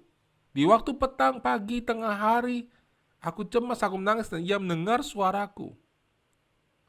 Kemudian Ibrani mengatakan pada hari ini, seperti kata Roh Kudus, pada hari ini jika kamu mendengar suaranya, jangan keraskan hatimu dalam padang gurun. Setiap waktu saudara ngomong sama Tuhan, curhatan pertama saudara belajar ceritakan kuasa, ceritakan khawatir saudara, ceritakan stres saudara, ceritakan masalah saudara, ambil waktu cerita aja saudara, curhat, pour out di depan dia saudara ya. Pertama-tama sama Tuhan, jangan sama manusia. Amin. Kenapa saudara? Karena saudara, dia adalah sahabat terdekat. Saudara membangun persahabatan dengan dia. Amin. Karena itu saudara, berikutnya saudara, nomor 4 saudara, sahabat dekat itu tidak ada protokol. Kapan saja, di mana saja, saudara bisa ngobrol sama dia dan dia bisa ngobrol sama saudara. Amin saudara. Ya, bayangin saudara kalau saya kasih anak saya atau istri saya protokol, mau ngomong sama saya ada jam, 1 jam aja ya, 1 jam sudah selesai, saya bisa ngomong. Nggak boleh ngomong lagi, saya sediakan kamu waktu 1 jam. Nah itu bukan hubungan itu bos sama bawahan, begitu saudara, itu meeting begitu, bukan persekutuan. Maka saudara, suatu saat saya ke satu gereja, saya khotbah di situ, dan gereja ini punya waktu, dan saya bilang sama dia, bagaimana bisa kamu menentukan berapa waktu kamu bisa berbicara khotbah di depan? Bagaimana kalau Roh Kudus datang dan melawat? Apakah kamu tetap batasi dengan waktu? Karena waktu tidak bisa dilakukan kalau kita membangun keintiman. Kapan saja, di mana saja. Jadi saudara, kalau saya di kantor, misalnya, isi saya telepon, tring, saya lagi meeting penting, ya kan, bunyi lagi, saya nggak angkat, bunyi lagi, pasti saya angkat dalam kesulitan seperti apapun, betul nggak saudara? Ini cara praktis yang sederhana. Roh Kudus, kalau saudara mau dekat sama dia, saudara boleh curhat kapan aja, di mana saja, tanpa protokol. Dan saudara percayalah saudara, kalau saudara lakukan ini, Roh Kudus juga akan bicara sama saudara kapan saja, di mana saja. Bisa-bisa pagi-pagi saudara bangun saudara, atau saudara tidur dibangun sama dia, bangun, saya mau bicara sama kamu, ayo berdoa. Saudara harus respon, bangun. Nah, pertanyaannya saudara, ya, ya kan kita harus responsif. Saya coba lihat ya poinnya ya, berikutnya, ya, kita harus sangat responsif. Karena itu kita harus responsif saudara, ya. Saya nggak suka sama orang nggak respon saudara. Saya capek kalau orang saya ngomong gini, kamu dapat apa nggak? Nggak responsif. Gimana kita bisa bangun persahabatan? Gimana saya bisa bangun trust? Begitu juga Roh Kudus, sama persis saudara harus responsif sama dia. Amin. Kalau Roh Kudus saudara nyanyi aja saudara ya, nyanyi aja saudara. Selama itu nggak mengganggu orang lain, cari tempat. Kalau saudara suaranya tidak memenuhi standar seperti saya atau di bawah lagi lebih parah, cari tempat, nyanyi aja. Sudah, cari tempat dan waktu saudara. Pertanyaan, jadi kalau Roh Kudus dorong sama saudara langsung berdoa. Tiba-tiba ada dorongan berdoa saudara ya. Saudara itu seperti pacar saudara, tiba-tiba saudara lagi kerja, saudara lagi sibuk ya, tiba-tiba pacar saudara SMS, ting masuk gitu ya. Hai saya, kamu di mana? Waduh, karena itu pacar saudara balas kan. Itu ada bos saudara nyuri balas kan di bawah. Gitu loh. Kenapa? Karena saudara sayang sama dia sayang sama saudara, kita punya hubungan. Amin. Nah pertanyaannya gini loh, saudara bertanya. Oke, kalau Roh Kudus bangun saudara tengah malam, saudara harus langsung bangun bahasa. Kalau saudara nggak tahu doa apa, doa aja bahasa roh. Hirana masyakara barata karata. Respon saudara ya. Nah tapi pertanyaan gini saudara, kalau misalnya saudara ya, gimana kalau saya lagi kerja pak? Tiba-tiba Roh Kudus turun. Apakah saya di kantor harus berdiri bahasa roh, hura basyakara barabaka? Kan harus respon. Ini saya ngomong serius loh saudara, saya ngomong serius banget saudara. Karena saya tahu di sini banyak sekali saudara waktu di kantor, saudara mendapat urge itu dorongan saudara ya bahasa Inggris. Saudara mendapat dorongan dari Roh Kudus untuk mendekat sama dia. Ini waktunya nggak tepat, lagi sibuk, ya, sibuk lagi rakit sesuatu, sibuk lagi kerja sesuatu. Gimana caranya? Saudara bisa, caranya gampang kok saudara ya. Itu sama seperti gini, kalau saya lagi sibuk kerja, tiba-tiba saudara anak saya atau istri saya telepon saya, apa yang saya lakukan? Saudara, 1 kali saya nggak angkat karena sibuk banget.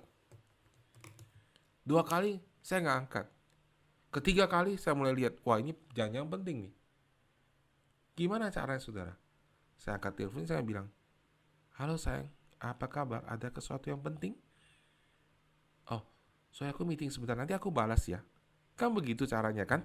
Kalau sama orang yang deket, betul nggak? Ya, beda sama sales saudara ya. Kalau sales saya lagi nggak meeting aja angkat, kesel. Udah saya nggak punya waktu sekarang, truk mati karena nggak punya hubungan. Bagaimana dengan Roh Kudus saudara? Ketika saudara lagi bekerja, tiba-tiba Roh Kudus mendorong. Saudara kalau masak, kalau di rumah gampang ya. Sambil masak, sambil bahasa roh hirana masyakara barada. Ya kalau takut ludahnya masuk pakai aja masker. Ya, ini sudah terus bahasa roh kan begitu saudara ya. Maksudnya nggak tahu doa apa, atau saudara nyanyi. Gitu respon paling gampang, menyembah Tuhan. Amin. Sambil masak, haleluya, nyembah Tuhan, masak lagi, nyembah Tuhan. Nah tapi kalau di tempat kerja gimana saudara? Caranya gimana? Ini caranya, tiba-tiba dorongan kuat banget untuk berdoa. Saya tahu di sini banyak ngalamin itu. Dulu ngalamin, tapi saudara matiin, akhirnya saudara hilang itu. Tapi waktu baru bertobat, lagi kerja bisa nangis. Kenapa mati saudara? Karena saudara nggak respon. Roh Kudus akan berhenti bicara sama saudara. Akhirnya justru saudara kita jadi rugi, kita kehilangan hubungan yang intim dengan dia. Padahal hubungan intim dengan dia itu segala-galanya. Jadi caranya gimana saudara? Bos, misi bos. Aku mau ke toilet sebentar ya. Ambil waktu 1 menit. Setengah menit aja nggak apa-apa saudara. Ya. 2 menit juga nggak apa-apa. Sudah bilang, masuk ke situ ke toilet sendirian, dia bilang, Jesus, I love you. Holy Spirit, I love you. I worship you. Urana masyakarabada. Oh, I remember you. Kan begitu kan kalau pacaran kan? I love you. Pergi kerja. Atau siang waktu makan cepet-cepet selesai, ambil waktu ke belakang tempat sepi berdoa. And then, saudara, kita jadi makin kenal sama dia dan semakin peka sama dia. Nomor yang terakhir, kepercayaan persahabatan itu harus dibangun secara progresif. Persahabatan diuji oleh waktu. Roh Kudus tidak akan menyuruh saudara melakukan hal yang besar, demikian juga saudara tidak mungkin bisa melakukan percaya akan hal yang besar. Ada orang datang sama saya, Pastor, aku dengar suara Tuhan. Si ini jodoh saya. Wow. Ya, aku dengar dari suara Tuhan. Aku dengar namanya tadi malam. 3 kali Tuhan sebut namanya. Oh ya? Iya. Kamu selain itu dengar suara Tuhan apa? Nggak pernah. Tapi tiap malam saya dengar namanya. Itu namanya kamu lagi suka, lagi kesengsem. Bagaimana saudara bisa percaya diri saudara bahwa saudara bisa dengar suara Tuhan? Siapa jodoh saudara? Kalau saudara nggak pernah dengar suara Tuhan dalam hal yang lain, masuk akal nggak? Jadi saudara nggak mungkin. Saudara jangan takut, Tuhan nggak akan tiba-tiba suruh saudara pergi menginjil ke Papua, tiba-tiba saudara pergi ke Meksiko, India gitu, nggak. Pertama-tama pasti tetanggamu dulu, sahabat dekatmu dulu. Pertama-tama Tuhan juga nggak suruh saudara lakukan sesuatu yang berat.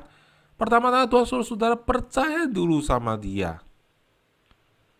Hal yang kecil, bangun doa, mengucap syukur, ampunin. Setia aja. Amin. Lama-lama saudara makin peka dan saudara makin percaya sama Tuhan. Dan Tuhan akan juga mempercayai hal yang lebih besar sama saudara. Jadi jangan takut gitu loh saudara ya. Dulu waktu saya masih muda, saya mendengar suara Tuhan, saya takut. Kenapa saudara? Ini hamba Tuhannya udah dengar suara Tuhan segitu saudara, tingginya segitu saudara ya. Saya masih segini di bawah saudara. Ya, jauh banget. Ini kameranya nggak bisa jauh nih. Jauh banget, oke? Jauh banget, oke? Saya masih di bawah sono ya.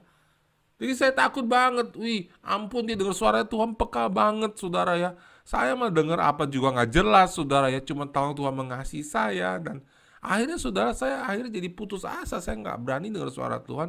Saya nggak berani ngomong saya dengar suara Tuhan. Kenapa saudara? Karena nggak ada orang bimbing saya. Saya tidak tahu bahwa setiap orang harus dengar suara Tuhan dengan cara berbeda. Dan semua mulai dari perkara yang kecil.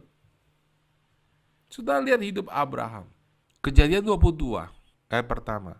Setelah semuanya itu Allah mencoba Abraham. Ia berfirman kepadanya, Abraham. Lalu sahutnya, ya Tuhan. Firman-Nya, ambillah anakmu yang tunggal itu yang engkau kasihi, yakni Ishak. Pergilah ke tanah Moria dan persembahkanlah dia di sana sebagai korban bakaran pada salah satu gunung yang telah kukatakan kepadamu. Keesokan harinya, pagi-pagi bangunlah Abraham. Ia memasang pelana keledainya dan memanggil 2 orang bujangnya beserta Ishak anaknya.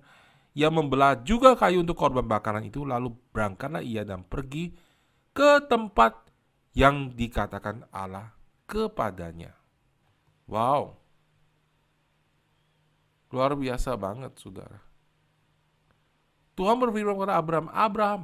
Dia langsung menjawab, ya Tuhan. Ambil anakmu satu-satunya. Bawa ke tempat yang kutunjukkan untuk dipersembahkan. Besok dia langsung bangun. Wah, jangan-jangan Tuhan suruh saya persembahkan anak saya satu-satunya ini. Ntar dulu. Abraham, waktu Tuhan ngomong itu apa sih saudara? Saudara tahu nggak? Itu perintah terakhir. Setelah itu selesai saudara, semua ujian Abraham dia diberkati, setelah itu selesai. Berikutnya ceritanya fokusnya bukan Abraham lagi, Ishak. Artinya apa saudara? Suaranya itu puncak kedewasaan rohaninya. Dulu saya baca ayat gini ketakutan saya saudara. Jangan-jangan saya harus persembahkan hal yang paling saya sayang. Aduh. Ya. Tapi sudah lihat, ketika Tuhan bilang, Abraham, ya Tuhan. Dia nggak ragu suara Tuhan atau enggak. Dan ketika perintahnya buat dia hampir nggak masuk akal, sudah nggak masuk akal sama sekali. Dia juga masih tahu nih suara Tuhan. Kenapa saudara? Karena Abraham sudah bersahabat dengan Allah secara progresif. Dan dia tahu, dan dia tahu, dan dia tahu. Itu suara Tuhan Allahnya. Dia sudah kenal itu suara Tuhan Allahnya. Tapi kalau kita belum sampai ke level itu, jangan seperti itu. Bangunannya secara progresif, jangan takut. Kenapa saudara? Karena Roma 8 yang pertama berkata, demikian sekarang tidak ada penghukuman bagi mereka yang ada dalam Kristus Yesus. Roh yang memberi hidup telah memerdekakan kamu dalam Kristus Yesus dari hukum dosa dan hukum maut. Amin.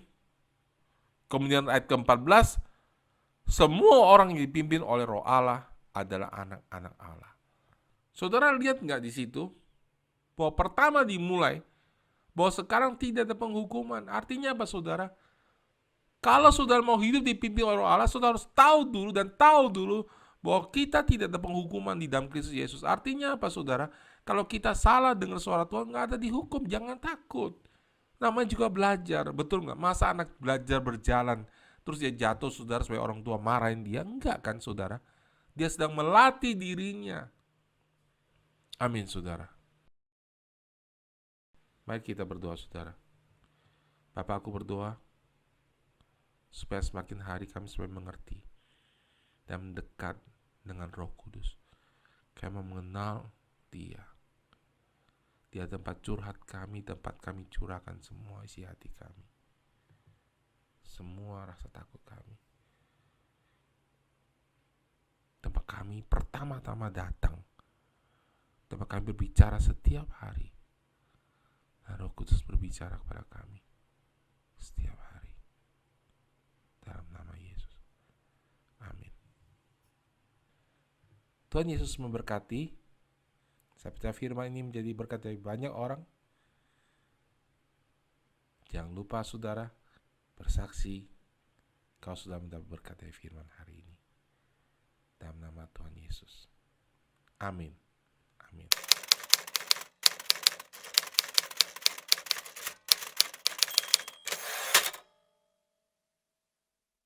Bapak Ibu, Saudara, sebelum kita ambil perjamuan kudus, di 1 Korintus 11 ayat 23 dikatakan bahwa apa yang telah kuteruskan kepadamu telah kuterima dari Tuhan. Itu bahwa Tuhan Yesus pada malam waktu ia diserahkan mengambil roti, dan sesudah itu ia mengucap syukur atasnya, ia memecah-mecahkannya dan berkata, inilah tubuhku yang diserahkan bagi kamu, perbuatlah ini menjadi peringatan akan aku. Bapak mengucap syukur untuk tubuh Yesus Kristus. Kami mengucap syukur Bapa, kami akan mengambilnya di dalam nama Tuhan Yesus. Mari kita makan Bapak Ibu.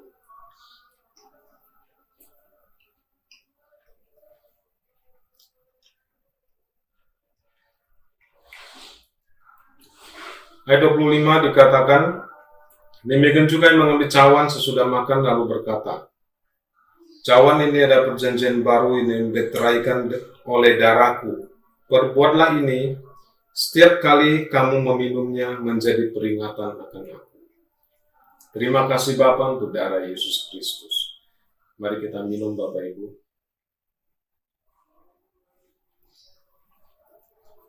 Bapak Ibu, hari ini kalau Bapak Ibu ada yang sakit, tumpangkan tangan kepada bagian tubuh yang sakit Bapak Ibu. Tumpangkan tangan Bapak Ibu. Kita akan bersama-sama imani bahwa kesembuhan terjadi. Perjamuan kudus itu bukan perjamuan biasa. Ada kuasa di dalam nama Tuhan Yesus dan ada kuasa di dalam darah dan tubuh Yesus yang kita makan tadi. Tumpangkan tangan pada bagian yang sakit Bapak Ibu. Bagian tubuh yang sakit. Oke. Aminin atau ikutin doa saya. Bapa akan ucap syukur oleh bilur Yesus Kristus, oleh darah Yesus, kami sudah sembuh. Semua bagian yang sakit yang kami tumpangkan tangan, kami katakan sembuh dalam nama Yesus. Kami katakan pulih dalam nama Tuhan Yesus. Kami katakan kesembuhan 100%. Apapun nama penyakit di bagian tubuh ini, kami ikat kuasa-Mu, kami perintahkan Kau pergi. Kami enyahkan Kau dari tubuh kami. Di dalam nama Tuhan Yesus kami katakan bahwa ada kesembuhan sempurna. Di dalam nama Tuhan Yesus kami berhak hidup sehat sampai akhir hidup kami. Sampai kami ketemu Tuhan Yesus Kristus. Di dalam nama Tuhan Yesus kami mengucap syukur untuk kesembuhan. Ya, nama Tuhan Yesus. Amin. Kita tutup dengan berkat Tuhan, kita angkat kedua tangan kita. Diberkatilah semangat dengan damai sejahtera, dengan sukacita. Diberkatilah kedua tanganmu, apa yang kau kerjakan selalu berhasil.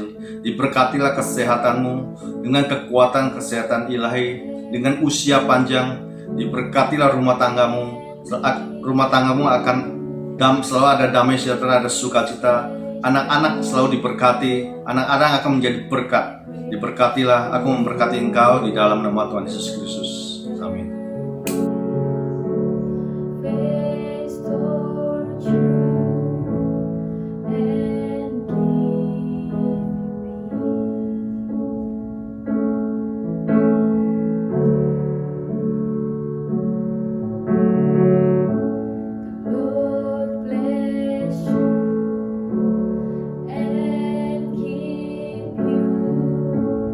Make his face shine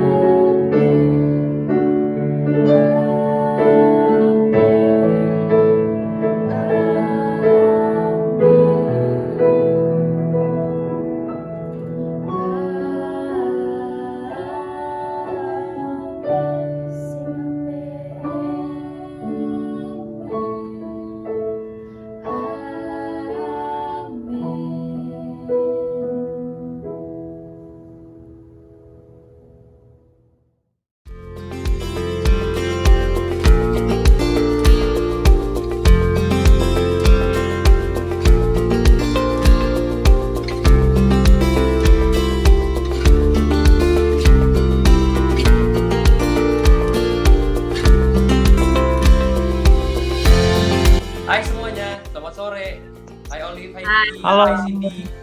Hai. Aku mau tanya dong. Aku dengar nih ada pengalaman yang menarik yang terjadi selama pandemik nih. Boleh ceritain nggak nih apa sih sebenarnya terjadi? Gimana ceritanya mulainya? Oh, oke. Paling dari aku dulu ya, aku ceritanya. Aku ini apa namanya? Aku post gitu kan. Aku post jadwal baca final.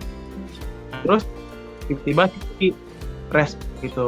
Terus si nanya isi tapi personal chat gitu. Wah, aku mau nanya. Terus aku respon gitu kan. Ya kenapa Cindy? Terus dia nanya gini. Kalau misalnya kita post cuman baca firman doang tapi nggak bahasa roh, boleh nggak kok? Nah terus aku sendiri bingung gitu kan, boleh nggak ya? Terus aku tanyalah sama pastoral gitu-gitu itu Tante Shirley. Terus aku tanya sama Tante Shirley, siang Tante. Terus tantenya siang. Terus setelah itu aku tanya ke Tante, Cindy singkatnya, pokoknya Cindy tuh mau dipimpin terima sama baptisan Roh Kudus karena tapi sebelum itu karena Cindy belum mengerti yang namanya baptisan Roh Kudus. Nah disitulah tiba-tiba Tante ngomong, ajarin aja Ki gitu kan, pimpin aja terima Roh Kudus gitu. Terus aku sendiri bingung gimana ya. Maksudnya aku sendiri waktu mimpin orang terima Tuhan Yesus saja masih berantakan gitu, masih belum jelas ngomongnya. Terus disuruh buat pimpin orang terima Roh Kudus, aduh gimana gitu kan, tambah hancur kayak gitu. Gimana gitu. Terus ya udahlah, karena waktu itu juga habis darkest hour kan, kita habis youth camp darkest hour namanya. Terus kita masih terbakar masih berapi-api gitu kan. Nah di situ kayak semangat aku buat nginjil tuh masih ada, bener-bener terbakar gitu, haus banget buat ngejangkau jiwa-jiwa apapun, kayak kapanpun dimanapun, bahkan umurnya berapapun aku siap gitu loh, aku mau banget ngejangkau jiwa-jiwa gitu. Terus di situ mulai aku terbakar gitu kan. First time buat mimpin orang terima baptisan Roh Kudus. Nah, aku nggak tahu kedepannya gimana jadinya gitu. Tapi aku kayak gimana ya? Aku ngandelin Tuhan aja gitu loh. Terus ceritanya lagi, aku juga ngechat Kofian, pemimpin sel aku. Terus aku ngechat Kofian, aku mau ini nih, mau pimpin orang terima baptisan Roh Kudus. Terus Kofian bilang good gitu kan. Nah terus Kofian nanya lagi, udah dapat bahannya belum gitu. Terus aku jawab belum kok, minta dong gitu. Nah terus dikasih lah bahannya. Terus setelah itu aku janjian nih sama Olive gitu, karena aku karena aku tahu kalau Olive tuh sama Cindy tuh deket banget gitu istilahnya. Olive kadang-kadang suka sering ngechat Cindy, terus gimana nanya kabarnya gitu, bagaimana dia jadwal baca kitabnya. Jadi Olive yang nge-handle Cindy gitu, yang ngejaga Cindy.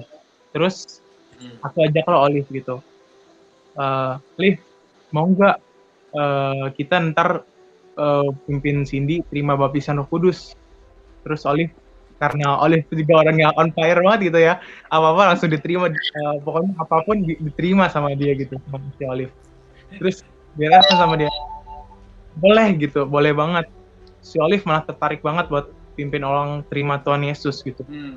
Nah di situ oke lah, kita maju gitu, nggak tanggung-tanggung gitu. Walaupun sebenarnya kita takut gitu loh, kayak waduh first time gitu kan, gimana gitu sih.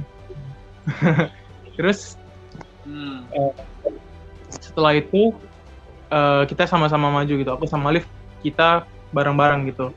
Aku kasih bahannya ke Olive supaya dia baca-baca dulu. Aku sekalian juga baca-baca gitu. Nah terus jam 3 sore ya kita ketemuan di lewat. via WhatsApp kita bukan video.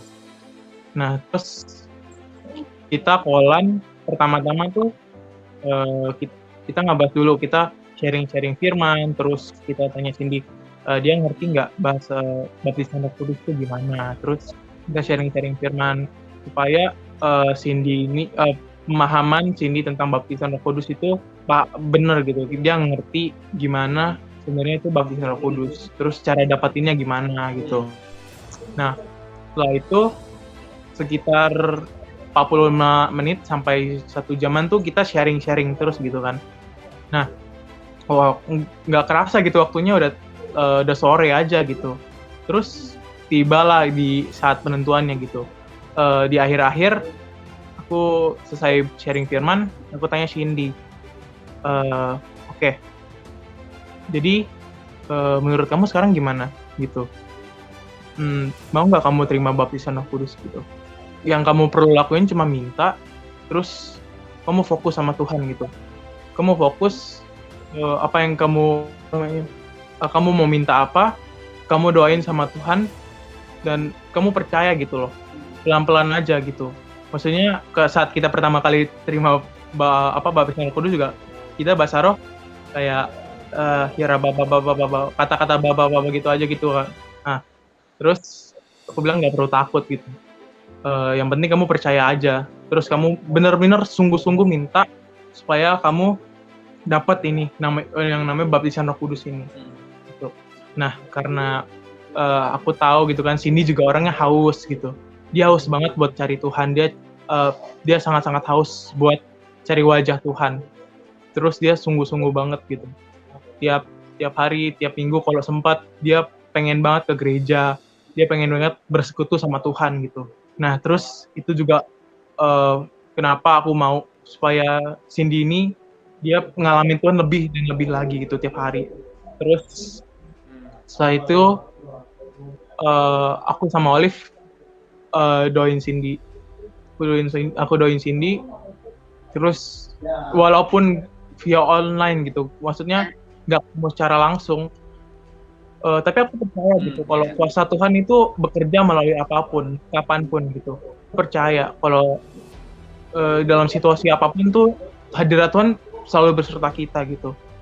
Terus setelah itu akhirnya pelan-pelan aku doain Cindy terima baptisan Roh Kudus, dan nggak tahu kenapa gitu ya, aku merasa kalau tiba-tiba hadirat Tuhan tuh turun gitu. Aku merasa hadirat Tuhan tiba-tiba turun, kayak melanda apa ya, kayak tiba-tiba hati aku tuh penuh gitu, penuh dengan kuasa.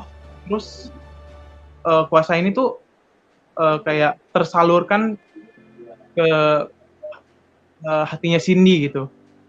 Terus gitu tiba-tiba aja gitu kan, aku lagi doain dia, aku lagi bahasa roh sama Olive, ya rababa ya ralala ya rabashikara dada ya rababa. Tiba-tiba aja kayak Cindy nangis gitu di jamaah Tuhan. Terus pas dia di jamaah sama Tuhan, dia nangis gitu. Dia meluap-luap gitu air matanya. Terus di situ aku tetap doain dia gitu, aku tetap bahasa roh, aku tetap doain dia. Aku udah kasih doa berkat ke Cindy gitu. Nah, terus di situ Cindy gak berhenti nangisnya. Dia bahasa roh, terus tiba-tiba dia dapat bahasa roh, terus dia nangis, terus nggak ketahan gitu nangisnya. Di situ dia mulap-mulap ya Cindy ya, kayak nggak bisa ketahan gitu, mau nangis aja terus. Pokoknya nyaman banget, aman gitu rasanya. Nah, terus ya setelah itu aku kasih kabar lah ke Shirley, kasih kabar, tante berhasil tante gitu, Cindy dapat baptisan Roh Kudus. Aku senang banget dong pastinya, kayak baru pertama kali terus berhasil gitu kali pertama. Ya tapi aku kayak kalau aku yang semua itu tangan kuasa yang kerja gitu. Tapi terus aku juga ke Vian, berhasil nih kok, apa namanya, Cindy dapat terima baptisan Roh Kudus. Nah di situ mereka, aku nggak tahu kayak gimana perasaan mereka gitu, tapi tiba-tiba mereka suruh aku, oke, good gitu. Setelah itu kamu post gitu, kamu share ke grup lain supaya mereka terbakar gitu. Nah terus aku share, aku ketik di grup Wave NLK Indonesia yang youth, terus aku ketik juga di grup sel gitu. Nah terus anggota sel juga gimana, bersuka-cita gitu gara-gara Cindy dapat baptisan Roh Kudus, dan mereka semua bahagia gitu. Karena satu orang ini dapat baptisan Roh Kudus, kayak gimana ya, nggak terjelaskan gitu bahagianya, sukacita banget rasanya gitu sih. Pas Olive ada mau Diki, ya pas Diki ngajak aku itu kayak sebenarnya kayak gimana ya, aku juga kaget gitu kan, kayak tiba-tiba Cindy mau nerima baptisan Roh Kudus kan, kayak menurut aku kayak lagi pandemi gini dia hatinya tetap terbakar gitu. Terus karena hati seorang murid kan selalu mau gitu loh, mau untuk dipakai gitu kan. Terus ya aku mau aja gitu kan, aku juga mau belajar karena itu juga for the first time aku kan, dan aku nggak mau ngelewatin kesempatan itu. Terus aku baca materi yang dikasih, aku baca. Terus karena itu for the first time, kayak rasanya kayak something special gitu kan. Terus pas doain Cindy, benar kata Diki, hadirat Tuhan tuh bener-bener penuhin setiap hati kita gitu. Walaupun kita di berbeda tempat gitu, kita beda-beda tempat padahal, tapi hadirat Tuhan tuh bener-bener penuh gitu. Dan pas Cindy nangis itu wow banget gitu loh, kayak lagi pandemi kayak gini, terus kita beda tempat dan kita cuma bisa via call, tapi rasanya hadirat Tuhan tuh benar-benar mengalir penuhin kita, walaupun kita di berbeda tempat, tapi Tuhan tuh tetap bekerja gitu.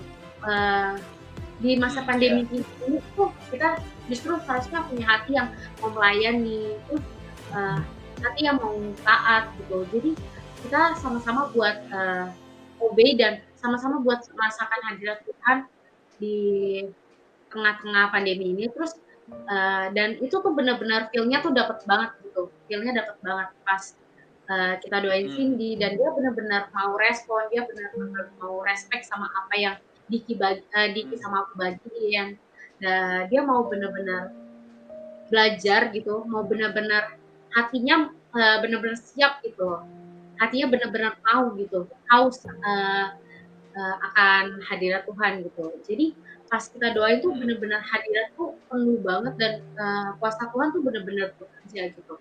Jadi selama pandemi ini tuh nggak ada yang menghalangi kita untuk kita melayani, untuk kita bertumbuh di dalam Tuhan, untuk kita bangun hubungan sama Tuhan.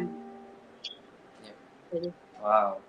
Cindy ngerasain apa tuh waktunya gimana sih kamu kok tiba-tiba mau untuk bisa terima bahasa roh, dan setelah kamu terima apa yang kamu rasain? Boleh cerita? Kalau aku emang waktu pertama datang itu kayak rasanya beda banget, baru pertama masuk aja juga udah beda suasananya. Pas masuk tuh kayak gimana ya, beda kalau di gereja biasanya. Terus yang pas udah masuk duduk, terus langsung disambut sama teman-teman, sama toko yang lain tuh kayak kerasa banget tuh keluarganya. Terus yang pas udah mau mulai ibadahnya, aku yang pas naikin nyanyi tuh kayak beda gitu, dan merinding banget kayak gue pernah ngerasainnya tadi kan. Terus aku nggak tahu kan sebelumnya tiba-tiba kalian ngomong kayak gitu, aku nggak tahu bahasa apa. Aku tanya ke salah satu cecenya itu ngomong apa, terus ditanya itu bahasa roh ya. Terus jadi aku kayak pengen kan bisa ngomong kayak gitu ya, aku coba tanya-tanya ke sama ke roh gitu. Terus pas video call kemarin kan ya kayak dibilang ke Diki gitu, yang pas aku udah dapat itu rasanya itu kayak gimana ya, beda dari sebelumnya. Terus merinding, terus nggak tahu itu tuh nggak berhenti ngomongnya. Aku nggak tahu tuh juga tiba-tiba mulut aku ngomong kayak gitu terus. Aku nggak tahu aku ngomong apa. Itu ngomong kayak gitu terus, diulang-ulang terus kan. Terus sampai ada aku aja sampai bingung ngomong apa sih kok nggak jelas. Dia bilang kayak gitu terus karena dia bingung kan aku ngomong apa. Ya seneng sih sampai dia chat sama Kak sama Kak Diki juga gara-gara saking senengnya gitu bisa dapat langsung kayak gitu. Gitu sih. Wah, luar biasa ya. Ya. Jadi ya walaupun maksudnya kita ada di tengah-tengah pandemi ini, tapi pandemi ini tidak menghalangi kita untuk melakukan kehendak Allah gitu ya. Gak menghalangi kita untuk melayani, gak menghalangi kita untuk melakukan apa yang Tuhan mau kita lakukan. Wow, luar biasa, keren banget. Oke, aku rasa mungkin cukup kali ya. Oke, thank you so much Olive, Diki, Cindy, God bless you. Terima kasih untuk kesaksiannya, benar-benar membangun, membakar sekali. Keep on fire, and see you, bye-bye. Bye.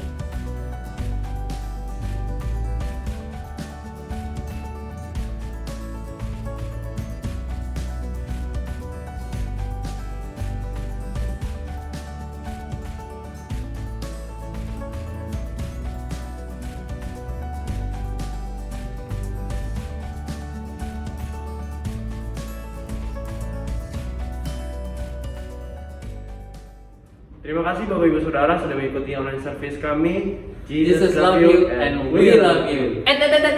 Belum selesai. Apa tuh? Teruntuk Bapak Ibu Saudara yang belum subscribe, Jangan lupa subscribe YouTube New Life Anugerah Kebenaran karena subscribe itu gratis. So, selamat hari Minggu. Tuhan Yesus memberkati. Dadah. Yeah. You speak, observe and